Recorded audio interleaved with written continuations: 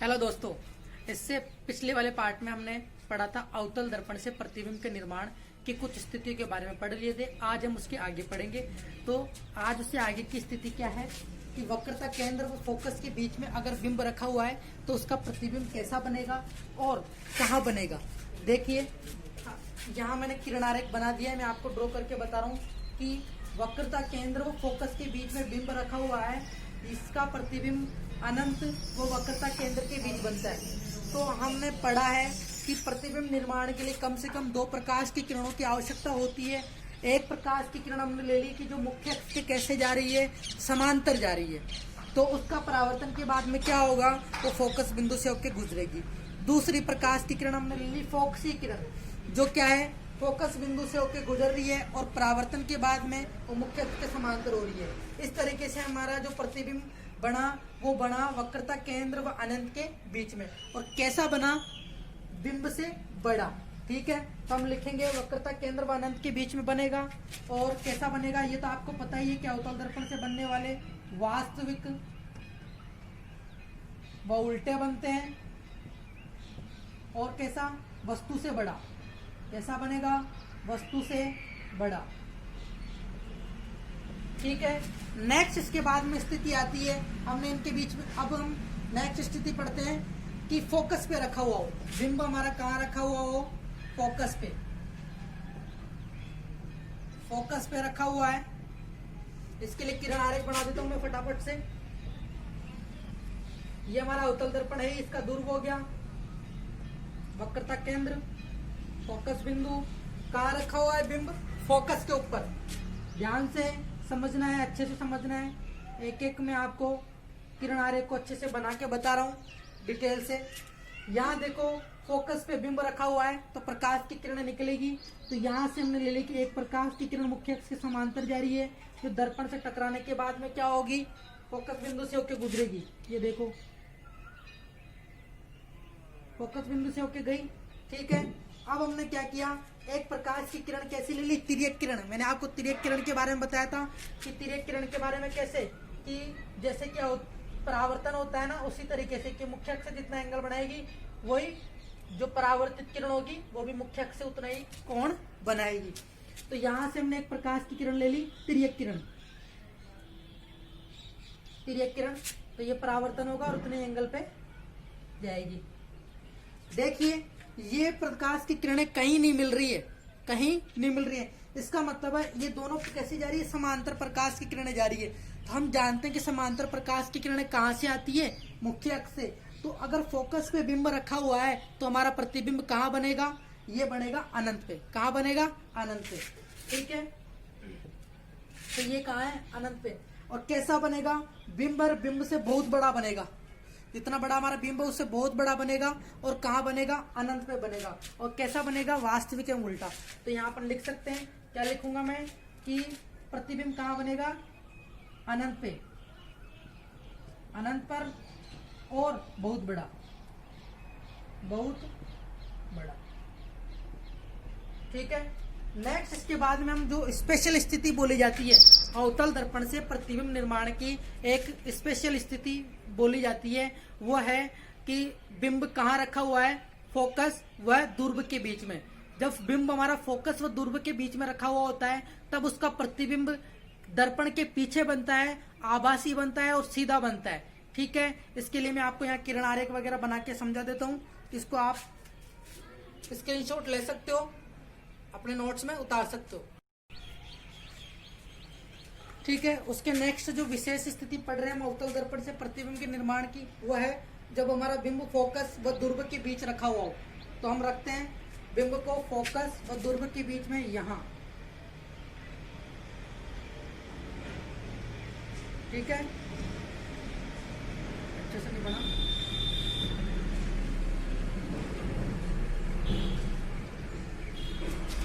वही हमारे जो तरीका है उसी तरीके से एक प्रकाश की किरण हमने क्या ले ली, मुख्य अक्ष के समांतर, परावर्तन के बाद में कहाँ से होके जाएगी, फोकस बिंदु से। आप जब इसको ड्रॉ करो तो स्केल और पेंसिल का यूज करना और एक्यूरेट इनके बीच की दूरी बराबर बराबर लेना, आपका किरण आरेख बिल्कुल सही बनेगा।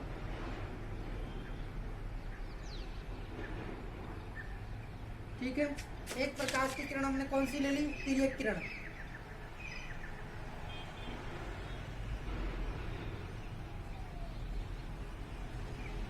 और एक और ले लेते हैं जो वक्रता केंद्र से होके जा रही है, और वक्रता केंद्र से होकर जाने वाली क्या करती है, वापस टकरा के वापस अपने उसी पथ पे लौट जाती है, ये हमें पता है। अब हम क्या करते हैं कि ये प्रकाश की किरणें कहीं मिल रही नहीं है और समांतर भी दिखाई नहीं दे रही है, तो ये इन प्रकाश की किरणों का प्रतिबिंब क्या होगा, हम इन प्रकाश की किरणों को पीछे की ओर मिलाते हैं। जैसे कि मान लो इस प्रकाश की किरण को हमने पीछे की ओर मिलाया, इसको पीछे की ओर मिलाया, इसको पीछे की ओर मिलाया, तो ये क्या होगा, ये दर्पण के पीछे जाकर मिलती है और वहां जाकर इसका क्या होता है, प्रतिबिंब बनता है। तो हम कह सकते हैं कि जो प्रतिबिंब बन रहा है वो कैसा बन रहा है, सीधा बन रहा है और आभासी बन रहा है। तो ये अवतल दर्पण से प्रतिबिंब निर्माण की एक स्पेशल स्थिति है, इसको आपको याद रखना है अच्छे से। और बाकी आपने पढ़ लिया था पांचों स्थिति में प्रतिबिंब कैसा बन रहा था, वास्तविक है वो उल्टा बन रहा था और धीरे धीरे बड़ा बनता जा रहा था। यहाँ छठी स्थिति में हमने पढ़ा कि प्रतिबिंब कैसा बन रहा है, वस्तु से बड़ा भी बन रहा है और दर्पण के पीछे बन रहा है, आभासी एवं सीधा बन रहा है। तो लिखेंगे प्रतिबिंब कैसा बन रहा है, आभासी, सीधा, और कहाँ बन रहा है, दर्पण के पीछे। ठीक है, ये दर्पण के पीछे। इसी तरीके से यहाँ से प्रतिबिंब का निर्माण कंप्लीट हुआ अवतल दर्पण से। और उत्तल दर्पण से प्रतिबिंब निर्माण की कुछ दो स्थितियां होती है, क्योंकि उत्तल दर्पण से बनने वाला जो प्रतिबिंब होता है वो हमेशा आभासी एवं सीधा होता है और वस्तु से छोटा बनता है। तो ये स्थिति आप इसको मैं बना के बता देता हूँ, कुछ ज्यादा टफ। ठीक है दोस्तों, आगे हम पढ़ने जा रहे हैं उत्तल दर्पण से प्रतिबिंब का निर्माण। इसकी दो स्थितियां हैं, कौन सी, एक तो बिंब हमारा कहाँ रखा हुआ हो, अनंत पर, तब उसका प्रतिबिंब का जो स्वरूप होता है वो आभासी, सीधा और बिंदुवताकार का होता है। और जब बिंब किसी निश्चित दूरी पर रखा हो, यानी दूर से किसी भी निश्चित दूरी पर रखा हो, कहीं पर भी रखा हुआ हो, तब उसका प्रतिबिंब जो बनता है वो आभासी, सीधा और छोटा बनता है। देखते हैं इसका किरणारेख कैसे बनता है, समझते हैं। देखो ये ध्रुव है और ये उत्तल दर्पण है, तो इसका जो फोकस बिंदु होगा और वक्रता केंद्र होगा वो सब किधर होंगे, इस साइड में। ठीक है, तो यहाँ बना दिया मैंने फोकस बिंदु और इधर ये वक्रता केंद्र हो जाएगा मुख्य अक्ष। बिंब कहाँ रखा हुआ है, अनंत पे रखा हुआ है ना, तो अनंत पे रखा हुआ है तो आपको पता है कि अनंत से प्रकाश की किरण समांतर आती है। तो हमने बहुत सी प्रकाश की किरणें ले ली, आप अपनी इच्छा से, जैसे कि एक प्रकाश की किरण ले ली कि ये जो आ रही है वो कहाँ से आ रही है, देखो ये फोकस बिंदु है। हमने कहा कि अनंत से एक प्रकाश की किरण जो आ रही है वो फोकस बिंदु से होकर गुजर रही है, गुजरती हुई प्रतीत हो रही है, क्या हो रही है, गुजरती हुई प्रतीत हो रही है।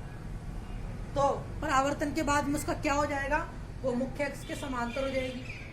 चलो जी साहब, ये हो गया। अब हम क्या करते हैं, एक प्रकाश की किरण लेते हैं जो वक्रता केंद्र से होकर आ रही है, ये देखो वक्रता केंद्र से होकर आती है, प्रतीत हो रही है, तो वो वापस उसी पथ पे लौट जाएगी इस तरीके से। एक प्रकाश की किरण हम ले लेते हैं तिर्यक किरण। अब हम लेते हैं कि मुख्य अक्ष के समांतर प्रकाश की किरण आ रही है तो उसका परावर्तन के बाद में क्या होगा, ये हमने ले लिया। मुख्य अक्ष के समांतर कोई प्रकाश की किरण आ रही है, ठीक, और इसका परावर्तन होगा तो कैसे होके जाएगी, फोकस बिंदु से।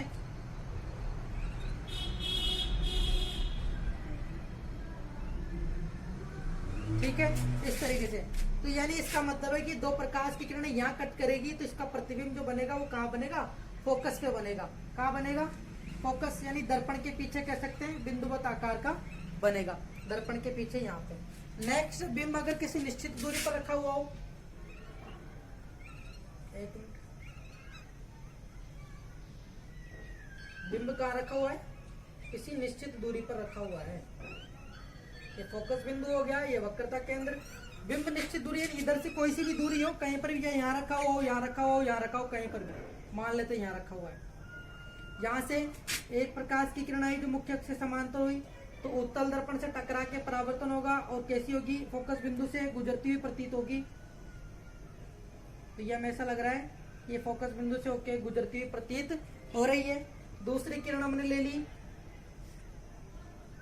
यहां से तिर्यक किरण फोक्सी किरण हो गई मुख्य अक्ष। अब यहां से हम ले लेते कि एक फोक्सी किरण आ रही है, ये तिर्यक हो गई, ये तिर्यक किरण तो ऐसे कैसे रहेगी।